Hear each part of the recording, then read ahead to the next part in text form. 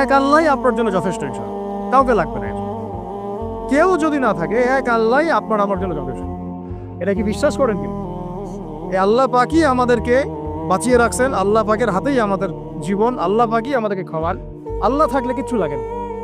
আর যারা আল্লাহ নাই, সারা দুনিয়া মিলেও তাকে সুখ দিতে পারবেন, তার কিছুই করতে পারবেন। এখন আসলে আমাদের সাথে আল্লাহ আছে কি না একটু নিজেরাই বুঝতে পারো।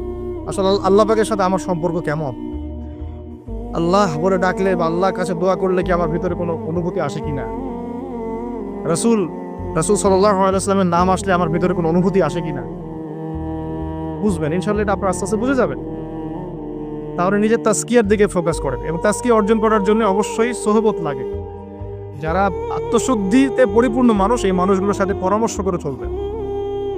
আর নিজের দিন পালন করেন, দিনটাকে আর বিভক্ত হতে দিবেন। যারা এই বিভক্তির দিকে নিয়ে যায় এদেরকে বয়কট করবেন, মিশবেনই না এদের সাথে। বরং আমি বলছি, বাংলাদেশে এমনিই তো শত শত দল হয়ে গেছে। এখন আপনি নিউট্রাল থাকবেন, নিজেকে বায়াসড করবেন না, নিউট্রাল থাকবেন। নিউট্রাল মানে নিরপেক্ষ। নিরপেক্ষ থেকে আপনি দেখবেন যে আসলে কার মধ্যে হকটা বেশি আছে। এরপর আপনার বুঝ অনুযায়ী কোরআন সুন্নাহর সাথে মিলিয়ে উলামায়ে কেরামের পরামর্শে যেদিকে তারা আপনাকে হেদায়েতের পথে নিয়ে যাবেন সেই পথে আপনি চলুন।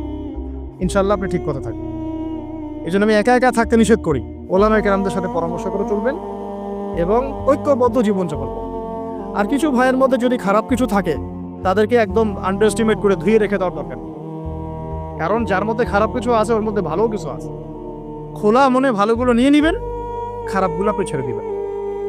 এখন বলতে পারে, আপনি কিভাবে বুঝবেন ভালো কোনটা খারাপ কোনটা? নিজে পড়বেন, নিজে জ্ঞান অর্জন করবেন, আল্লাহ পাক বিবেক দিয়েছেন, বোঝার চেষ্টা করবেন এবং আলেমদের সাথে পরামর্শ করবেন। ব্যাস, আল্লাহ পাক এরপরে আপনাকে যে পথে নিয়ে যাবেন ইনশাআল্লাহ সেই পথে আপনি চলবেন। উম্মার বিভক্তি বাড়ানো। এরপরে যখন